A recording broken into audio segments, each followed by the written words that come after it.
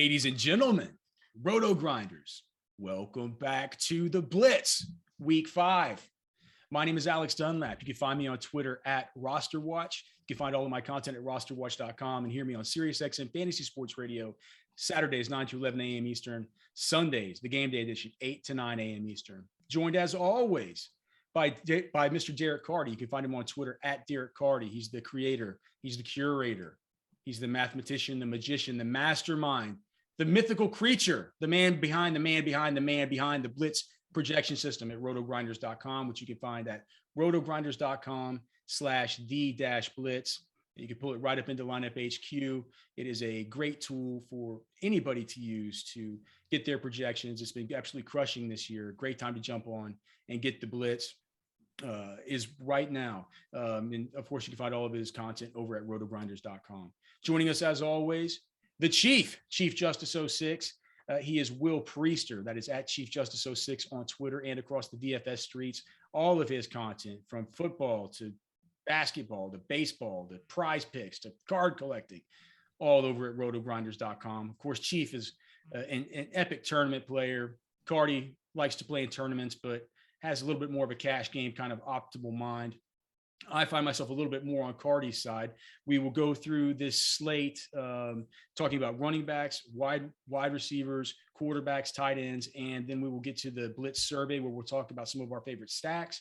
We will then have our conviction and consequences segment, where we give our producer Steve, who's generally here. We have our great producer Devin subbing in today, but we will have our 4-man conviction plays for the 4-man contest, and where we'll hand out a quarterback once again to our good friend Will, who had just a terrible luck last week. I believe we gave him Teddy Bridgewater.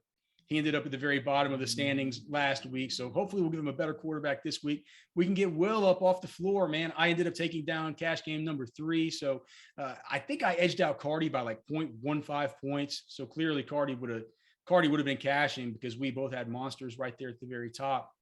I felt like a real weasel squeaking that thing out against Carty. But yeah, I need to be playing more cash games on DraftKings this year, apparently. And now that I've jinxed myself, let's talk about this slate. Carty, we need to get a 30,000-foot view from each of you. Let's pretend like your brother, the rapper Playboy Carty, walks up to you and says, "Carty, I'm the most famous Carty there is. I don't want to hear anything from you about being on ESPN or being on RotoGrinders, anything else. I'm more famous, but I need to know how to win in DFS this week. How the hell am I going to do it, brother?" And I'm going to give that guy such good advice, because he's the first guy in several weeks that hasn't like punched me or like done something to like physically upset me. So Playboy Carty's getting all the advice. Or like taking your sub sandwich and stuffed it down his pants. Yeah. It's an interesting week in that I feel like the general build is fairly obvious, but there's definitely several different pieces you can kind of mix and match. Like there's not a whole lot of clarity, I feel like, at a couple positions. So it's just kind of a weird week. I feel like it's kind of a tight pool, but there's like not a lot of like have to have plays. Huh. All right. Chief, does that make it good for tournaments? I mean, not a lot of have to have plays, and maybe some ownership that's spread out a little bit could be interesting for you. How's your player pool looking this week, and what's your 30,000-foot view on the slate? Is it one you like? Is it a juicy one? Well, I think every slate's juicy just because there's always an edge somewhere, right? And, you know, it might not be obvious on the surface, but I think we just have to look through and find it, which is why we do this show every week. And I'm telling you, every week I pull up the Blitz, something pops out at me that I did not expect. And really, if you've been following the Blitz and some of the things we've talked about are highlighted, I'm not saying this because I'm on the show. I'm saying it because it's true. Most of these things that would kind of get you on a different build have all worked out. Like they've pretty much all worked out. Outside of maybe Mike Davis versus Cordero Patterson. We'll talk about that again. But outside of that, I think, you know, because I think we'll still see some people be a little bit more popular than they should, it gives us these builds that could be optimal in other spaces, right? Like, of course, when you look at like quarterback, and I'm using that as an example, I know we're getting there, but we might have a quarterback that's a little bit higher on than maybe he should be this week. And now we got all these other guys where it's like, well, nobody's talking about this guy, nobody's talking about that guy. And so that's what I think. I think this is a week where there's popular opinion, and popular opinion could lead you down a road of unsuccess overall. Not that you won't cash, but if you want to win big, I think getting off the popular opinion is for sure the way to go. And Chief's right about some of these big winners, man. We just love hearing, one of our listeners and viewers this year has already, shipped us the screenshot from winning the $1 million, and some other just really, really big hits this year. We love seeing them. And certainly please continue to send those. We absolutely love it. Of course, we've had a lot of good ones. We've had a couple, I think, live final ticket winners. We've had man. Several like 6-figure guys. Like it's been a good year. So congratulations to everybody for real. You love to see it. You also love to see you guys liking and subscribing here on YouTube. If you're watching it live, of course, the Blitz is free this week. It's usually behind the paywall. So you can check out RotoGrinders.com. You can get a membership over there, daily strategy shows that'll help you, and FanDuel, DraftKings. Also a bunch of free daily shows, fantasy sports advice, different picks, live chats, and more. Also make sure and subscribe to the RotoGrinders daily fantasy football podcast feed. This show will be on there, but there's a ton of free shows every week. I subscribe, and it's great, man. They got the show with Lord Reeves and Daigle. That's the one I listen to every week. They got the one with the football guys dudes, the PFF dudes, Blender's on there. Jamino's ownership report. There's a ton of great stuff there. They're published throughout the NFL season. So check it out over there. If you're watching on YouTube, again, please like and subscribe. Helps with the channel. Boys, with all that being said, you guys want to do this? We can start at the quarterback spot. Let's do it. Okay, so Chief, you said earlier that on DraftKings that Kim, listen, we generally kind of start at the top and kind of move down, but I think let's just start with the Trey Lance elephant in the room. Is that what you were saying? I mean, I saw Jamino's ownership projections last night. I haven't looked today, but he was around 15% projected ownership last night, and while in a vacuum, that's not a huge ownership percentage. At the quarterback spot, you generally don't see these guys getting above that 10. So he's going to be a popular quarterback for who he is, and you definitely see ways for him to fail. Then again, the one time we see him in action, one half of football, 21 fantasy points. A lot of that did come on a completely busted route by completely busted coverage by Jamal Adams on that Deebo Samuel catch. With that said, what do you think, Chief? Just starting with you, you were the one who mentioned it. Were you talking about Trey Lance when you said he was going to be a popular play that a lot of people were going to be on? Yeah, absolutely. I mean, I just think historically, when you see quarterbacks at 15%, I mean, that's actually pretty high, like for quarterback. Like if this was wide receiver, okay, but quarterback where you can only play one and he's at 15%. And I mean, he's still a rookie quarterback, just like all these other ones. Like I don't see, and he's 5,700. He's not 5K. He's not 4,800. He's getting close to like the mid-range, like, Derek Carr or Joe Burrow. And I'm not saying I would play those guys this weekend. I'm not saying I wouldn't. I'm saying in terms of salary, and I think, guys that can get the job done, I definitely think these are guys that possibly could. So, when I just kind of look at that and look at the ownership, I like Trey Lance. I like what we think that he can do, but we still don't know that yet. And so I think, on a week like this, where we're getting a quarterback that's unproven against a pretty hot Arizona team. I mean, just last week they played the Rams. It's not like the Rams ran up the score. I think they only scored 20 points, 17. It's not like the Rams just came in and it was like 45-30 or 45-38. The Rams didn't really score any points. So I'm not buying into the fact that Trey Lance is going to step into Arizona and just suddenly save the San Francisco 49ers. I'm actually taking a full fade on Trey Lance this week, just because I think for quarterback and an unproven quarterback, and what I think is going to be a tough game for him, I think the ownership's too high. And I think it all goes back to something as simple as you said, busted coverage, 75-yard touchdown, you take that away, where's he at? You know what I mean? So, and I know it was one half of football, but I still think Trey Lance is going to have a little bit tougher time than than what we think. So I'm going to take the fade on. Carty, we talked about it on the Sirius XM show this morning when you were nice enough to come on. And like I mentioned to you, I kind of like the Arizona defense just because with no George Kittle, I mean, I think that he would have largely been held to sort of helping out against some of that edge rush that these Cardinals can kind of bring against a rookie quarterback. Without him, I feel like that definitely, that hurts Trey Lance. I feel like it hurts Trey Lance in more ways than just being down one pass catcher, if that makes sense. What do you think about Lance? He's going to be so popular. Are you on him? I mean, does the Blitz even have him popping in? I mean, because the point is he's only 5,700. And so he can make some other things happen in a week where we want to pay up for some other guys that we'll get to. Is he popping in any Blitz optimals? How's this thing shaking out for you? Yeah, so there's 3 quarterbacks that are kind of in the top tier for the Blitz in terms of smash percentage. And Trey Lance is one of them, but he's the one I'm least considering for cash games at least. And I think especially for GPPs with how high owned he's going to be, like San Francisco stacks don't really project that well unless you do like a skinny stack or something.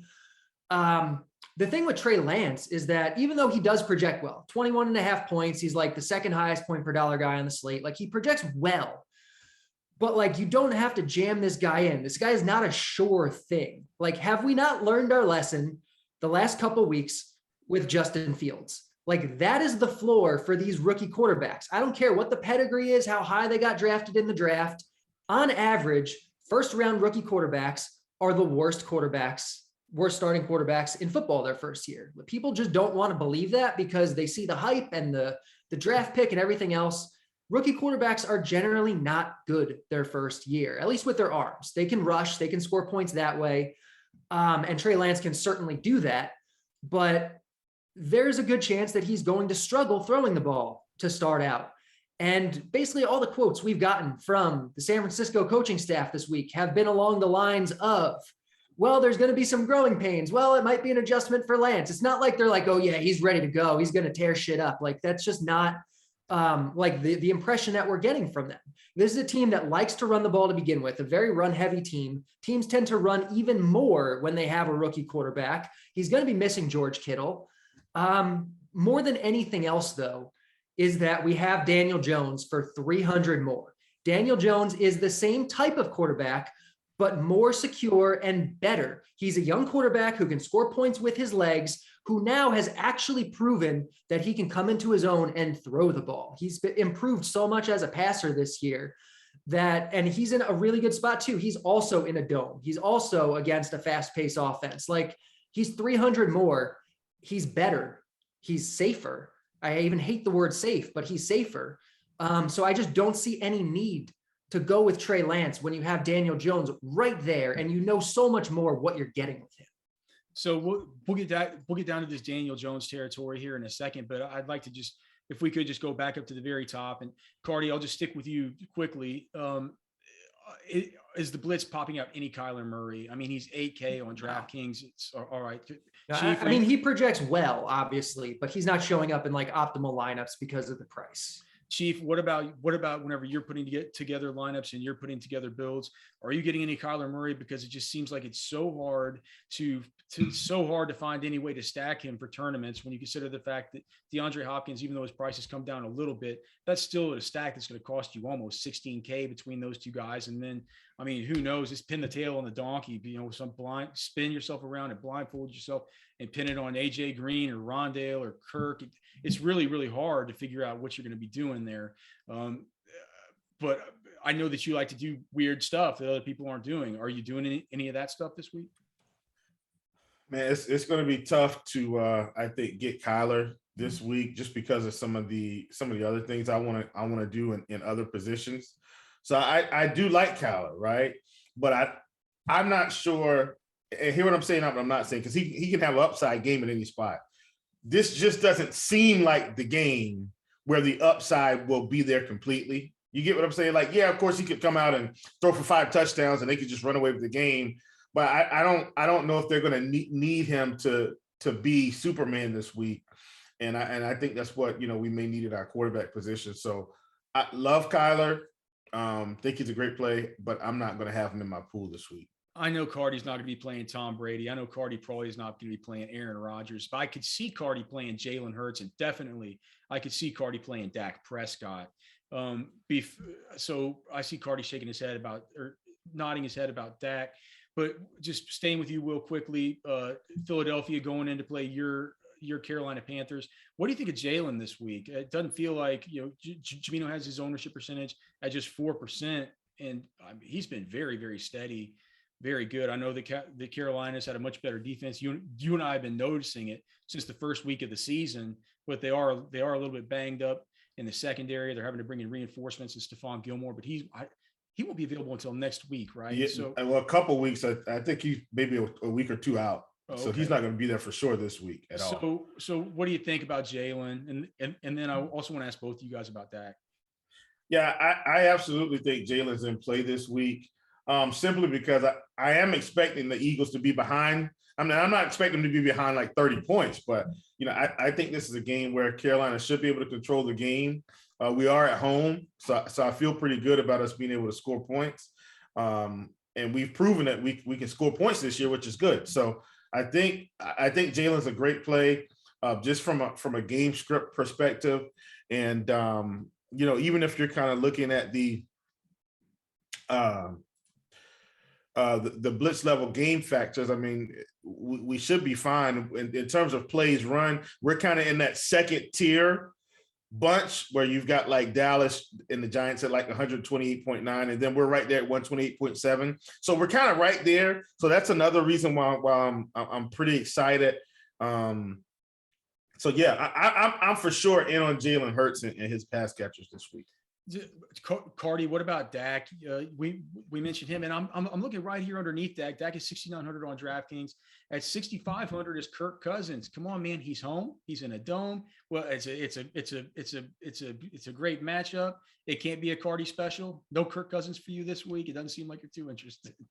Not as a cash play. Like, I think Cousins is fine. I think Minnesota stacks are certainly fine. But I like Dak more. Dak is the better quarterback. Dak has really good weapons. Like, he's at home in a dome also. It projects as a much faster game pace. This Minnesota-Detroit game projects a little below average for pace, whereas Dallas-New York projects as the second fastest paced game on the slate. So for me, I'll take Dak. Like I said, there's kind of like a tier of top three quarterbacks for the Blitz in terms of smash percentage. It's Jones, it's Lance, and it's Dak. So Dak and Jones are the two that I'm really deciding on between cash games. Like, if you want to do Lance, like, you can do it, go ahead. But I just don't see why you play him over Daniel Jones. And if you have the money to get up to Dak, you get up to Dak. So those are kind of the top tier quarterback plays for me this week. At least for cash games. It feels like a pretty tight pool for you, Carty. It feels like you're really struggling with the whole thing about, whether it's because it doesn't feel like that much to get up from 6K to 6,900 for Dak Prescott. But once you start putting together some of these rosters, like, this is a week we can really use that 900. Is there anybody else who is even on the periphery of what the Blitz likes this week besides the three that you mentioned? Dak, Daniel Jones, and Lance? And then I just want to go to Chief and have him clean up any other quarterbacks that he'd like to touch on before we move on. Yeah, I mean, there's no one else that I'm considering for cash. In GPPs, you're considering quarterbacks because you like him in stacks, like Tom Brady, like Buck stacks, I think are great this week. So you play Brady there, but in cash, you're not playing anyone like that. What about you, Chief? I mean, is it a tight player pool for you? It feels like you're in on Jalen Hurts. It feels like you're in on Dak. Who else are you in on this week? And what does your player pool generally look like? Is it a little tighter than usual? Yeah, I mean, like I said, no Kyler, in on Dak, in on Hurts, in on Darnold. And I am in on one lower price quarterback that it's not going to get a whole lot of ownership. I've just been watching them play. Seems like they're dialing up a few more runs for them. I do feel like this is a spot where they can score some points as well. Even though they hate their coach. Yeah, and that's Trevor Lawrence. I mean, I think, and so that's the thing, right? Like, so that's another thing when you're looking at the difference between Trevor Lawrence and Trey Lance. like Trevor Lawrence has at least had a chance to get through some games. And then you've kind of seen this coaching philosophy change, in my opinion, where the first game they came out and just said, hey, and they did get behind against Houston, but they just kind of let him run around and throw the ball, a million times, right? And it was very unsuccessful. He threw the ball 51 times. But then you look the next game, 33-34. Last week, 24 against Cincinnati. Rushing attempts have steadily been kind of climbing a little bit. And I think that was smart on the coaching staff's part. Allow him to play a little bit closer to how he did in college so he can gain some confidence, right? And then, everything will start to kind of get in sync. They're not playing some juggernaut defense this week. And so I think Trevor Lawrence, has a shot at, pretty nice day. I know, he's not really, throwing a whole lot of touchdowns each game, but he rushed one in last week. I think Trevor Lawrence is a better version this week than Trey Lance could be against Arizona. So at 5,800, I'm for sure in. All right. Well, that's definitely interesting. And then not a peep out of anybody about Joe Burrow, who will be getting the T. Higgins back, and looks like they won't have Jair Alexander. The Green Bay won't have Jair Alexander. No, I like Joe. Okay. Yeah, I like Joe for sure. Okay. Anybody else that you guys want to talk about before we move on to runners? All right. Well, then let's start at the top. Let's go to running back, and at the very top we have Derrick Henry. Of course, he's going to be very popular. Jamino has him about a 25% ownership percentage over on DraftKings, and clearly he warrants it. For sure, $9,000 on DK. I will say, a lot of Jeremy McNichols last week, and also we had Darrington Evans starting to work back in practice some this week. I don't know if we've gotten official word about him or how that's going to look, but certainly something to keep in mind there. With that said, what I keep thinking about with this game, and where my conviction comes to play Derrick Henry here, even in the face of this ownership, is that if the Jacksonville Jaguars really are kind of quitting on their coach, and it's they hate their coach and everything like that, like some of the reporting says, I can't imagine a more daunting task, and a task that I would just be less willing to do for a coach that I hate than tackle Derrick Henry in the open field. And so I just think, it's obviously being a matchup. If this is a dejected team, Derrick Henry's a dude who can make you feel even more dejected once you get head to head with him. So that's kind of my general thought. I want to hear both you guys on Derrick Henry. Are you in on him this week? It's been a tough I guess a tough nut to crack, as far as which weeks to play Derrick Henry. Carty, what do you think, brother? Yeah, I definitely like Henry this week. He projects easily as the top running back. The Blitz likes him a lot. I think it's like a 26.5 point projection or something crazy like that. Higher than other systems on Henry. I don't think he is an absolute must play though, because we do have quite a few really good mid-range running backs. And so I think at the ownership, you probably just find a way to get him in there, but like builds feel like they don't fit together as well as you want them to with Henry. So I think that's the issue more than anything else. But obviously he's really good. He gets, 92% of his team's carries. He's been getting, to this point in the year, he has, I think, 11 or 12% of the targets. That was down last week, which is concerning. He's never done that before. Is this just an anomaly? Like if he goes back to a 4% target share, that's not as appealing. But this is a good spot for him, obviously, against Jacksonville. I think the part of the matchup that a lot of people have missed when they talk about this is that Jacksonville has been the fastest paced offense in all of football this year, which means more plays for the Titans to run, more runs for Derrick Henry, good game script. I have nothing bad to say about Henry other than he's just expensive. You got to find a way to make a build work that you like. I don't think he's a necessity, but he's definitely very much in play.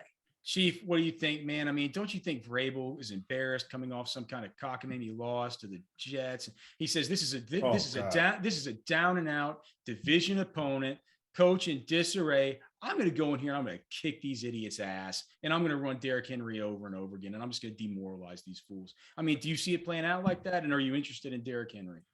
I sure hope that's how it works out, because it's definitely going to work out for my Trevor Lawrence, Derrick Henry stacks. Right. So yeah, I'm in on Henry. Definitely have him as a top play. Locked him in last week and everything that worked out. Locked Kelsey in and everything last week, didn't work out. No big deal. But yeah, I'm in on Henry. Not a complete lock button this week, just because, like Carty said, I think there are, plenty of good running backs in the mid-range that we can utilize. But I still think Derrick Henry's at the top of the list, especially if he's going to keep getting 2 to 3 targets and being able to pick up, 2 or 3 catches, 15 to 30 yards like that. That just helps him out even more for a guy that's weak. It's weird, right? Like with Henry, we pretty much expect him to get 100 yards rushing every week, or at least in the good week. So, and this is probably another one of those weeks. In fact, I already know he's probably projected for that much. Yeah, projects for 123 right there. now. It is. Yeah, see, it's like you just play him. It is what it is. Yeah, man. All right. And so at the very top, I'm guessing that Carty, is there any, does the Blitz ever get in any Alvin Kamara? It just seems like versus Washington, they've been so miserable this year. But the one thing is that, they've been pretty good at stopping the run. At least they have a really good front seven. And then, but on the other side, the Saints are going to be missing Teron Armstead. They're going to be missing who's their center? Eric McCoy. I wonder if this could be a spot where the Washington football team that we all hoped they could be might pop up and, pick off Jameis a couple times and kind of take advantage of this offensive line situation here. What do you think? Are you playing any Alvin Kamara? I feel weird about how the script of this game could go. Yeah, no, if I'm paying that much for a running back, it's easily for Henry. He projects like 4 or 5 points higher than Kamara. And Kamara doesn't even project that low owned. So I'm not even sure he's like a great GPP pivot. For me, I'd much rather just live in the mid-range with the running backs if I'm not playing Henry and find ways to spend the salary elsewhere. Well, let's get down to the mid-range because I have a feeling that you guys aren't going to be paying up 7,600 for Austin Eckler. I mean, are you, Chief? I bet Carty's not, because I'm going to get down to some of these mid-range guys. I mean, Saquon Barkley's in that range. Zeke Elliott's in that range with a big Q next to his name, which I find pretty interesting. It feels like he's going to go. Both him and Amari Cooper are both questionable, but they said that was all precautionary stuff. Najee Harris here at 6,900. And then whenever we start getting down to the mid-range and even the lower range, it feels like this Samaje Perine stuff way down at 4,300 or wherever he is could start to evaporate with the report that just came out before we got on that, maybe there's some kind of, maybe there's going to be just a total committee there, and who knows between Chris Evans and Samaje Perine. Also, we got the news about it, like with Mixon, like I mean, Dalvin Cook. So we're definitely still waiting on some of this stuff. Are there any of these guys that you're looking at here before we talk about some of these dudes that I know Carty's going to be interested in, namely one Mr. Lenny Fournette? There's one guy in this range that I definitely like. It's Najee Harris. He's, I think, every bit as good as Eckler, Barkley, Elliott, Aaron Jones, Dalvin Cook, like all the guys in this range. And he's the only one under 7K. Like, I don't know why people don't like him more. Like, I guess we have him projected fairly high, but it's just, he feels like the kind of guy that people don't like to play. Like last week, the Blitz really liked him and nobody really wanted to play him. But like, he gets Alvin Kamara target share and he gets Derrick Henry's carry share. Like, his volume is just insane. And people are like, well, he plays on the Steelers. Can I really play Najee Harris? It's like, yes, you can.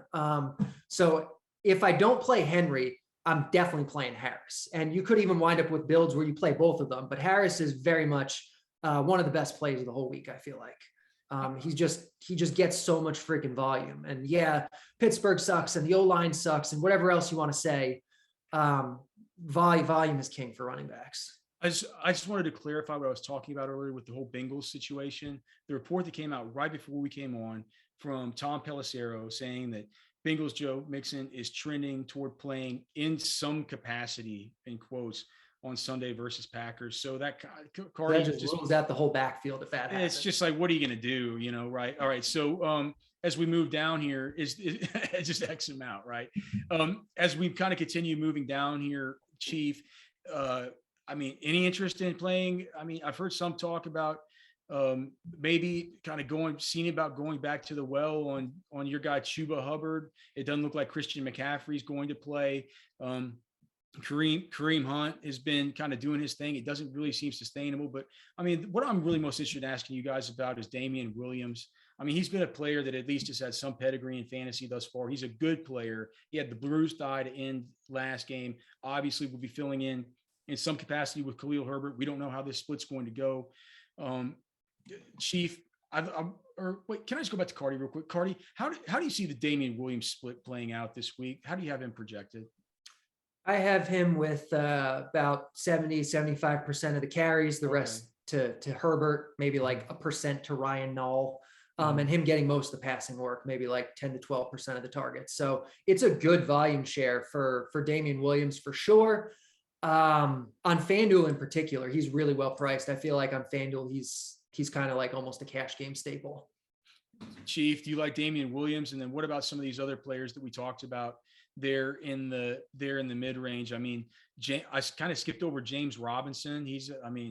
Boy, if we could get Carlos Hyde inactive again and we could get Urban Meyer to quit acting like such a dolt, I mean, he would be a great play if we got the same usage that we saw on, what was that, last Thursday night? What do you think? Or which of these plays in the mid range are you looking at before we start to talk? It looks like we might have lost Chief there for a second.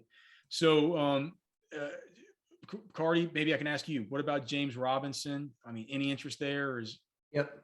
Yeah. So this is the range that I like the most. Okay. You have Williams, you have Najee, you have James Robinson. You pointed it out earlier, like week 1, Jacksonville was super pass heavy, which went completely against expectations because it's Urban Meyer who liked to run in college. It's a rookie quarterback. Like, why are they throwing this much? And over the last few weeks, they've become a run-heavy team the way we expected them to. This is a run-heavy team. Last week, Carlos Hyde was inactive, so it really was the James Robinson show. Hyde probably will be back this week, but Robinson is going to get a bunch of volume on the ground, through the air. We mentioned this is a fairly fast-paced game, in part because just the Jaguars play so fast. But he's just really cheap for what his role in this offense is. He's what, 6K on DraftKings. It's just too cheap. So I like Robinson a lot. There's probably, that pool of like 4 or 5 running backs you're picking from cash games this week, and he's very much in there. What if we have some kind of, and just, I want to talk to you about Fournette, but just before we get there, 5,500 is Alexander Madison. What if we get some kind of scratch for Dalvin Cook? What does that turn the slate on its head a little bit? Yeah, absolutely. If Cook is out, Madison is the best running back play on the slate, like hands down. Like, it's not close. You play him everywhere or you're terrible at DFS. I guess in cash games you do that. In GPPs, they're a different thing. But he becomes the best running back play on the slate by far. He gets massive volume when Cook is out, on the ground, through the air. Team that loves to run the ball, team that can score points for touchdown equity, and he's 5.5K. So yeah, you're playing Madison for sure if that happens. It feels like you love Fournette. We've been teasing it, but let's just hear it. We talked about it on the SiriusXM show. One interesting thing that you mentioned this morning that I was completely unaware of is that Miami's actually, via your pace numbers, Miami's actually top 4 in pace. Yeah, Miami has been running at a very, very fast pace this year. The Bucs, we know, played a fast pace. So this is the fastest paced game on the slate.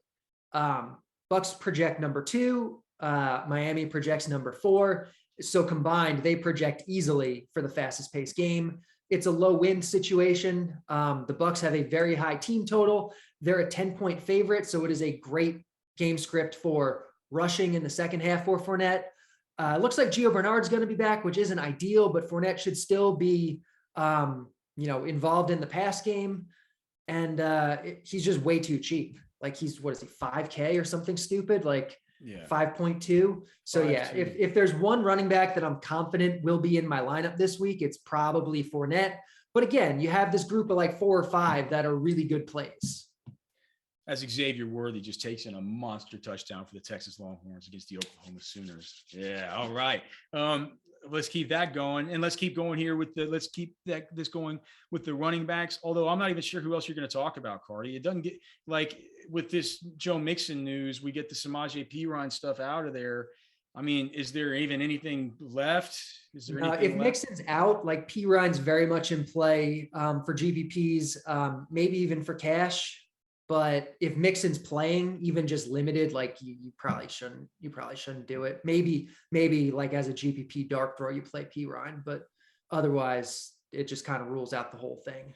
Chief, you were kind of out there as we were talking over some of these mid-range guys. Carty's in on James Robinson. He's in on Leonard Fournette. It seems like those are the kind of guys in that range that he's sort of focused in on. Are you in on those guys, and anybody else who we haven't touched on that you're interested in playing this week?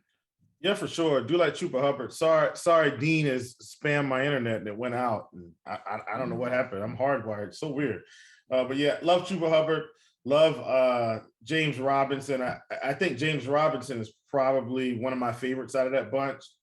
And then this is one of those guys where, you know, I've probably lost some money, and I'm fully telling you that I'm just on board because one of these weeks I need him to pay me all my money back. And that's Miles Sanders at 5,700. Like, the price keeps going down. And I mean, God, at some point they got to start running the ball more than 7 times a game with him, right? I mean, gosh, it feels like he should be at least 13 to 15 carries, 3-4 targets. So he's just on my list because he's 5,700 and the price is going down. Like, him and Tony Pollard are about the same price. And I think Pollard's priced up because of performance, not actual involvement in the game, right? Where Zeke is still the bulk carry guy, but they're priced the same. It makes no sense to me. So I'm in there. Damian Harris, of course, at 5,500 against Houston. Man, if they could just give him 20 carries, I mean, I think he could get 2 touchdowns. If he got there. So I think those are the guys I'm interested in. And then Leonard Fournette, like, I mean, we've been on Leonard Fournette, I think, most of the year anyway. So, you know, of course, we're going to be on board at 5,200. One last thing I want to ask you guys. I'll give you final thoughts on running backs. What about Damian Williams is playing in the late window, as is the San Francisco at Arizona game, sitting at 5,600. Both is Damian Williams and James Conner, and we have Chase Edmonds questionable. If Chase Edmonds didn't play, Carty, how would that make you feel about James Conner? And would you consider a swap off of Damian Williams, or maybe consider getting Damian Williams in a lineup just to give you that optionality there for the late game, since it would be a direct pivot in your flex? Yeah, Connor would obviously become really interesting if Edmonds is out, because he would be the lead back. We'd probably see some, Jonathan Ward or, Benjamin or something like that, but it would be mostly Connor. I think personally, I prefer Damian Williams. I think his pass game role is a little bit safer. So I think I'd prefer Williams, but Connor would definitely be in play. Chief, any final thoughts about running back, just the guys, and then Carty, if you could just give your rundown after Chief about just in general from Derrick Henry on down, sort of what the core plays are and the key decision points. Yeah, I'm in on Derrick Henry as my number one. I do think I'm a little bit higher on Austin Eckler than most other people, just because, I mean, the targets have kind of been up. Najee Harris, absolutely my favorite in the mid-range at 6,900 because of his work in the pass game as well. Just overall volume in general. Then James Robinson, Chuba Hubbard, and then Lenny Fournette, and then I'd be back up to these other guys like Damian Harris, Kareem Hunt, so forth and so on. Did you mention Zeke, Will? Because I think Zeke is a really good GPP play. Because we're going to see ownership on Dak, Amari, CeeDee. Zeke just feels like an awesome leverage play over these guys. Yeah. Love Zeke. I've played Zeke every week. Yeah. Like all 5 weeks I played him, or all the weeks he's been on the main slate. Let me say that. So no stopping now for sure. Texas has now scored 2 touchdowns in the first two minutes of regulation in the Red River rivalry. All right, let's Carty. Anything else on running back? You ready to move on? Okay, let's move on to wide receiver. And Carty, let's just stay with you. Is it a week where you can get in Devontae Adams? Yeah, I think it is. Similar to Henry, I don't think he's like you have to have him, but if you can get him, you want to. And you can definitely get at least one of Devontae and Henry. Getting both is a little trickier, but certainly doable. I want to try to get both again. With Devontae, you don't have to say anything else with him aside from just the volume. Just the volume for Devontae is better than literally every other wide receiver in football by a ton, like by so much. Last year, he was getting 36% of the targets when the next best guys were getting like 28, 29, 30. This year, he's doing it again. It's not like he's regressed at all. Like he just gets so much volume and he's really good. So yeah, just play Devontae, I think. He's a 9K guy or a 9.5K guy. His price has come up a little bit, but he's still too cheap. Chief, do you agree? Are you in on Devontae Adams this week? Yeah, I like him. I think the main thing for me with Devontae is the fact that at 8,200, what I'm looking at is which one of these running backs is he going to be better than? Because essentially he projects better than every running back outside of Derrick Henry and Alvin Kamara. And you can correct me on that if I'm wrong, Carty, but I think that's pretty much what it is, right? Like he projects better than everybody else. Yes. So he even projects better than Kamara. Right. So, I mean, he's less than both of them, which means that in my opinion, he probably should be a staple of your lineups. Like, you know, and I think you guys have probably heard me kind of talk about that last week where I'm like, well, but you know, like Travis Kelce, the reason why I play him so much is he typically projects so much better than everybody, right? Even some wide receivers. So I feel the same way this week about, you know, Devontae, where he's 8,200, pretty much projecting better than all the other skill position players. You know, why not get him in and you know, receive your 30% target share he's had over the past, 4 or 5 seasons? I mean, it's pretty much, well, at least three seasons for sure, I think is what it is. But at any rate, I'm in on Devontae for sure.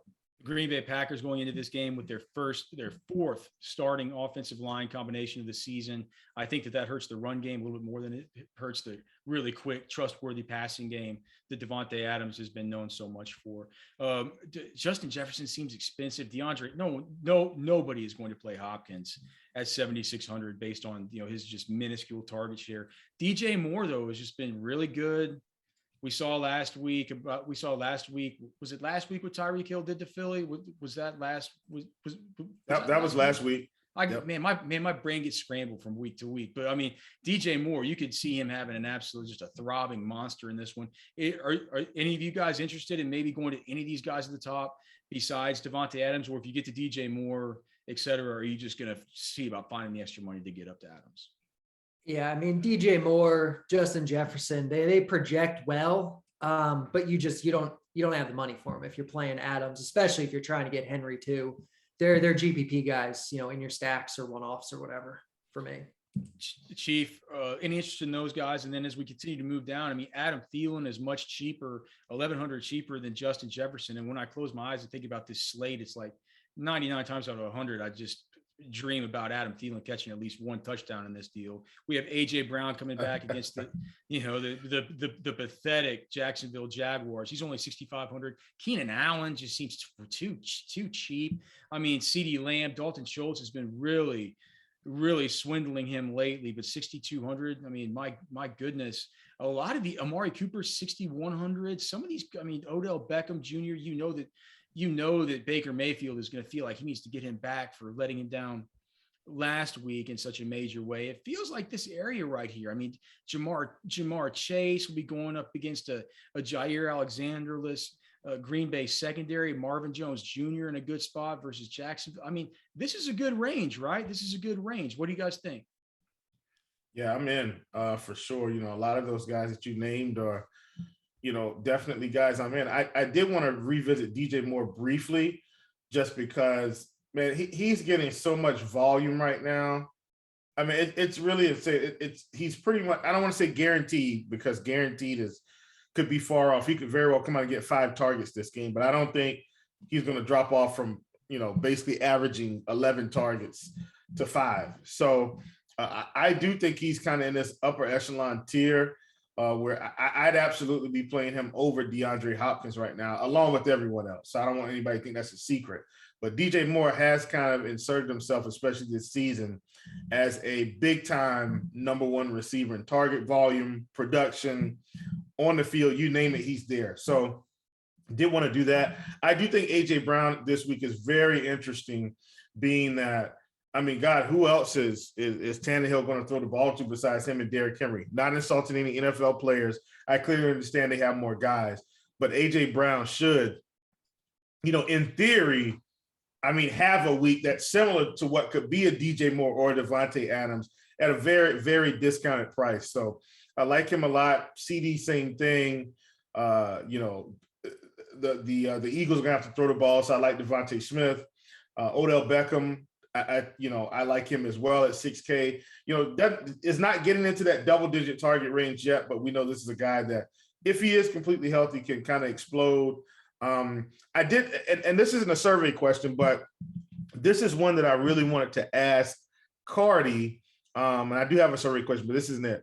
How do we feel about Brandon Cooks this week at 6,100 going against the Patriots? Yep. Knowing that overall he's had so much volume most weeks. They kind of know he didn't get there against Buffalo, but how do we feel about Brandon Cooks? He's kind of the guy I'm right on the fence where I'm like, ooh, could be a slate breaker, but just I'm trying to get a little bit more insight. So, if you don't mind, AD, I'm going to kick this one to Carty. Yeah, the Blitz really likes Cooks this week more than other systems seem to. I think it's tough to try to actually stack this game, but in terms of as a one-off or a secondary stack, I think you're getting some low ownership for some really high upside guys here. Cooks on the Houston side and Jacoby Myers on the New England side as a secondary stack. I love this week. Both of these guys just get insane volume, both 25 to 30% target shares. Cook has even been higher than that this year. That's going to come down. He's not going to get 40% the way he has, but he's clearly the guy that Davis Mills is keying on. And they're both in a dome. They're both too cheap. They're both going to be fairly low owned. I really like both of them a lot. On one side, you get Brandon Cooks' revenge. On the other side of the coin, though, man, I mean, it's the old adage. What does Bill Belichick do? He takes away your best weapon, and there's no doubt who the best weapon for the Texans is. So, Carty, speaking of Jacoby Myers, let me just mention some of these names that people have been talking about, or that at least over at Roster Watch, some of in our projection systems looked like they were pretty good values. Jacoby Myers, which feels, I mean, you just talked about him. Tyler Boyd, I've heard talk about him. And then getting down here, it's just I have a lot of interest in maybe looking at this Laviska Shenault, Jalen Waddle area at 4,800. You even hear some talk about Darnell Mooney down at 4,700, and then going even farther down from there in your Daniel Jones teams with no Sterling Shepard, with no Darius Slayton this week. Can we see more Kadarius Toney down at 4K? Those are some of the plays that I've been kind of focused in on. I like to hear if the Blitz likes any of those guys or any of these guys that are a little bit more in this cheapy range. Yeah, there's a lot of guys in that 5K-ish range that the Blitz really likes this week. Again, it's the type of week where there isn't any standout wide receiver. I mean, I guess aside from Devontae, where you're you have to have these guys. It really likes the Dallas guys, of course. It really likes the Giants guys. With Shepard and Slayton out, Kadarius Toney's 4K. He got big volume last week. Kenny Golladay is a really good play, I think, on both sites, FanDuel in particular. This is just a game. We talked about it with Daniel Jones. It projects fast pace. They're going into a dome. Daniel Jones has been good this year. This is a fairly pass heavy offense with a pass heavy game script. And all these guys are too cheap. The Giants, I think are one of the best, some of the best values on the whole slate, just up and down the whole roster. So I like Golladay. I like Toney. I like Myers and Cooks. I like T. Higgins. You mentioned Chase a little bit earlier, but T. Higgins at 5K seems a little too cheap just because he's coming back from the injury. And Antonio Brown is the other guy in this range I really like. I like Buck stacks in general because you're going to get leverage off of Fournette because they're a pass-heavy team to begin with, high total. Just I like that whole passing attack. But Antonio Brown at 5.2 just seems like the clear best value here among them. So I think all those guys are in play in cash games and certainly in GPPs. All right, Carty, we'll have you give the one your complete rundown here of the position before we move on to tight end. But I want to hear from Chief. Chief, from the mid range on down, what are you looking at? What are you interested in? Who are you most excited about firing up? Well, can I cover something on FanDuel real quick? I did want to plug that in, but we talked about it already. But Jacoby Myers and Brandon Cooks, even on FanDuel, I think that mini stack is big time. I know it's half point PPR, but I mean Jacoby Myers is 5,900, Brandon Cooks is 6,300. Like to me, that's value especial in my book. So I like that. With DJ Chark out, I do think also on FanDuel, we don't know whether exactly where the target share is going to shake out, but Marvin and Laviska Shenault I think are pretty good plays there, along with AJ Brown at 6,900. So I'm really I really like those guys there. Last play from FanDuel. This is a guy that we've talked about. Well, no, I don't think we've talked about him, but it's in the Carolina game where while the targets may not be, they're consistently. Last game he did have 10 targets in the game where they kind of had to throw the ball, and that's Devontae Smith, right? I like Jalen Hurts this week, so Devontae Smith at 6K on FanDuel with a little bit of that Carolina run back at like a guy like DJ Moore or something like that. I really, really like that. So now back to DK. I'm kind of just focused in on a lot of these same guys, but Carty talked about Antonio Brown at 5,200. I think is a little bit too cheap, especially with Gronk out, and not that he doesn't have tight ends, but we saw in that last game against the Patriots, if one of he had 11 targets, could have had more points than this. A big 40, 50-yard play comes back on a holding penalty. So Antonio Brown very well could have had over 100 yards receiving, 8 catches, which would have put him squarely in place. So, these are just guys I like. And then once again, back on DK, Laviska Shenault at 4,800, against Tennessee, I think is also in play. And the Miami receivers, right? We didn't talk about Jacoby Brissett much, but this team is going to have to throw the ball just as much as anybody. I mean, we've seen what the Buccaneers do. They're going to, essentially shut down the run. Jalen Waddle, I think at 4,800 is in play. Both of these Miami receivers, Devontae Parker, I know he seemingly has a questionable tag all year, but he's in play. So those are 2 other guys I wanted to plug in. Carty, you want to give a quick rundown of wide receiver, then we'll blast through tight end and get to the Blitz survey and talk about some stacks. The one other guy we have to mention is Curtis Samuel. His price hasn't gone up since last week on DraftKings. He's still 3K, still questionable. So we don't know what his snap count's going to be, but De'Ami Brown is out. Cam Sims is out. So you'd think they're going to, hopefully, if he's able to, rely on him a little bit more. So he's a good way to make some stuff work for cheap. But wide receiver, Devontae Adams is the clear top guy. Then I think you're looking at a lot of guys from the Dallas Giants game. Amari and CD are both great. Tony and Galladay, I think, are really good. Cooks Myers on opposite sides of their game, I think, are really good. Keenan Allen's good. Curtis Samuel's cheap. It's one of those weeks where there isn't you have to play 3 of these 4 guys. There's a bunch that are options. At the let's go ahead and move on to the tight end position, and this just a pathetic deal this week. I think on DraftKings, clearly Darren Waller's in play. I know that probably a lot of people will be paying down for Dalton Schultz, maybe Mike Gesicki, with the way that Jacoby Brissett has been kind of targeting him lately. I don't really know. I've had some interest in maybe Jonnu Smith or one of these New England guys. It's just really hard. I mean, Evan Ingram is another dude who seems like he'll be pretty popular. That's the guy. That's the guy you're playing this week in cash games, at least. Yeah, but over on FanDuel, it's like on FanDuel, it's like if you're not paying all the way down to some kind of Ricky Seals Jones or something like that, it's like it just feels like you just pay up for Waller because there just isn't as big a difference in price between. You're looking at a $4,000 difference in price on DK versus only like a $2,000 sub $2,000 difference in price between these Dalton Schultzes and these kind of these dirt balls like this. Chief, what do you think about tight end this week? Is there anybody that's standing out to you? Yeah, and it's actually those guys that you talk about versus Waller. I think with Waller, because he's priced up so much, what we're doing is we're basically taking his long-term numbers and saying Darren Waller is absolutely the best tight end, right? In terms of volume. In the short term, though, Hawkinson, Schultz, guys like that, even Zach Ertz, who nobody probably wants to talk about.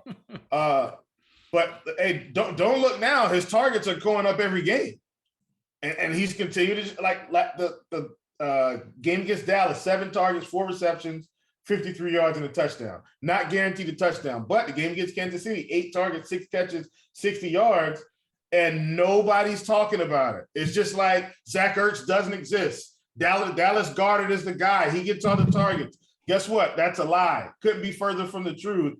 I like Zach Ertz this week in a game where they're going to be behind, have to throw the ball. Not a lock button, of course, but I think he's a guy that is probably going to go overlooked that we're just not talking about, right? Like, Well, you'll never believe this, man, but my radio co-host this morning made a similarly impassioned plea for playing Zach Ertz this week. So it's there must be something in the air about this whole Zach Ertz thing for sure. I mean, it's not in the air; it's in the numbers. I'm just looking at what's happening on the field. Look, okay, so let's do it this way. I know it's tight end; we're getting logged in, but Dalton Schultz is more popular because he got 7 targets in week 3 and 8 targets in week 4.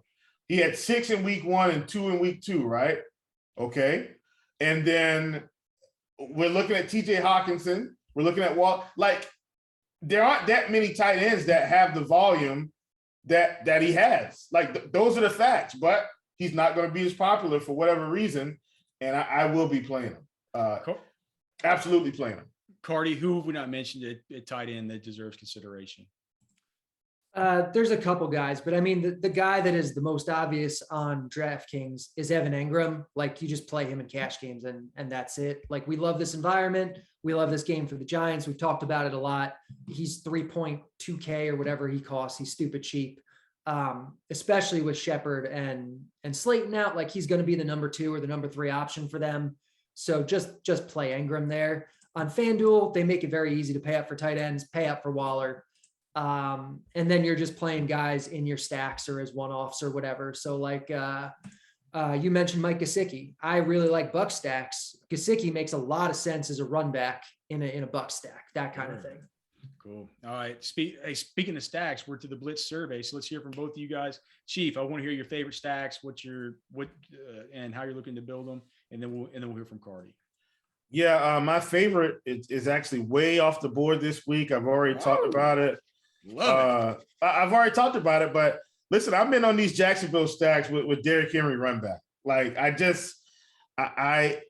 Tennessee has been struggling all year. This just didn't start with the Jets last week. So let's just put that out there, right? They've struggled all year. So love the Jacksonville stacks. I think this is an opportunity for them to keep trying to, crank it out. I know the controversy with their coach. They still got to strap it up and go out there and play. I think it's an affordable stack, right? Carty, we've already talked about the fact that, they're playing really fast paced. So love, Jesus, what's the guy's name? I'm forgetting his name now. Trevor Lawrence with Marvin Jones, Laviska Shenault, run back with Derrick Henry and possibly some AJ Brown. What do you think, Carty? Favorite stacks and how are you constructing them? Yeah, I think Dallas is going to be popular but good. I think San Francisco is maybe going to be popular but too popular. I really love the Giants. Giants project straight up as the best stack on the Blitz stack page this week, and they're not going to be the highest owned stack. I like the Bucks a lot, and then I think maybe you sprinkle in some Chargers, some Vikings, stuff like that. Maybe some Detroit even wouldn't be terrible. But yeah, really Giants, Bucks, some Cowboys. Those are your top ones. All right, we'll be moving on to conviction and consequences, where we will be assigning last week's 4th place loser in the 4-man, of course, including our producer Steve. Devin taking over today, but Steve, our usual producer, we will be assigning Will his quarterback. Hopefully he gets up off the mat this week. I have a feeling that Will gets up off the mat. Just a quick reminder, if you're watching this on YouTube, please like and subscribe here to the RotoGrinders page. You can check out rotogrinders.com for daily strategy shows that will help you win in FanDuel and in DraftKings, and also just tons of free daily fantasy sports advice. There's also the podcast feed where this show will be, and tons of other shows that you can subscribe to. That's the RG Daily Fantasy Football pod feed. Of course, you can find Carty's stuff, rotogrinders.com/the-blitz. All right, boys, we got to assign Will a quarterback before we get into our conviction plays. Steve isn't here to give his suggestions. So let's just let me look through the old player pool here. We don't want to give him somebody too swindly. He loves Trevor Lawrence. Is that too nice? No, I think Trevor Lawrence is a fair one to give him because it's not like he's a great raw play. Like Chief likes him, I think, in part because he's going to be low owned and all that. So I think Lawrence is good. It's his guy this week. Let's give him Trevor. Let's give him Trevor Lawrence. All right, let's get off the mat, Will. Okay. All right. So as I mentioned, my name's Alex Dunlap. You can find me on Twitter at RosterWatch. Find my content at rosterwatch.com. You can also hear me on SiriusXM Fantasy Sports Radio, 9 to 11 a.m. Eastern on Saturdays, 8 to 9 a.m. Eastern for the game day edition. Hey, tune in before the RotoGrinders shows start. They start right at 9:30, I think, a.m. Eastern. So it's a good primer on Sunday mornings to get you ready for the rest of the great slate breakdowns over here. Derek Carty, you can find him on Twitter at Derek Carty. Again, the Blitz, rotogrinders.com/the-blitz. We're here every week. Watching this video is part of the premium package over at RotoGrinders and also in the Blitz projection package. All that stuff you can pull into Lineup HQ. You can use it to make 150 lineups. You can use it to just crank out your optimal lineups. You can choose the players that you like and have a Carty approved build built completely around it. It's the Blitz, rotogrinders.com/the-blitz. Of course, we're also here with the Chief, Will Priester at Chief Justice 06 on Twitter, and one of the just maniacal providers of all the fantasy sports information that you could ever imagine. You can follow him on Twitter again at Chief Justice 06. All right, boys, we're finally here. Our conviction plays, the plays that you'll be damned if you see in the 4-man that aren't in your lineups. Chief, I think I know who you're going to pick. I'm going to start with you. Who's your conviction play? It's actually Zach Ertz. Oh, okay. Yeah, it's Zach Ertz. I mean, he's going to be in there. I like where the targets are going. I like the uptick in production. You know, I think for the price, you know, you're looking across the landscape of tight end. Zach Ertz is still 3,400 on DK. And Dallas Goedert's 5,100. Makes no sense. So Zach Ertz this week, I didn't have Kelsey for the run back, right? And so Zach Ertz will be in there. That's my conviction play. All right, Carty. So the chat's apparently asking for some props. So we're gonna interrupt our trying to get the hell out of here on time.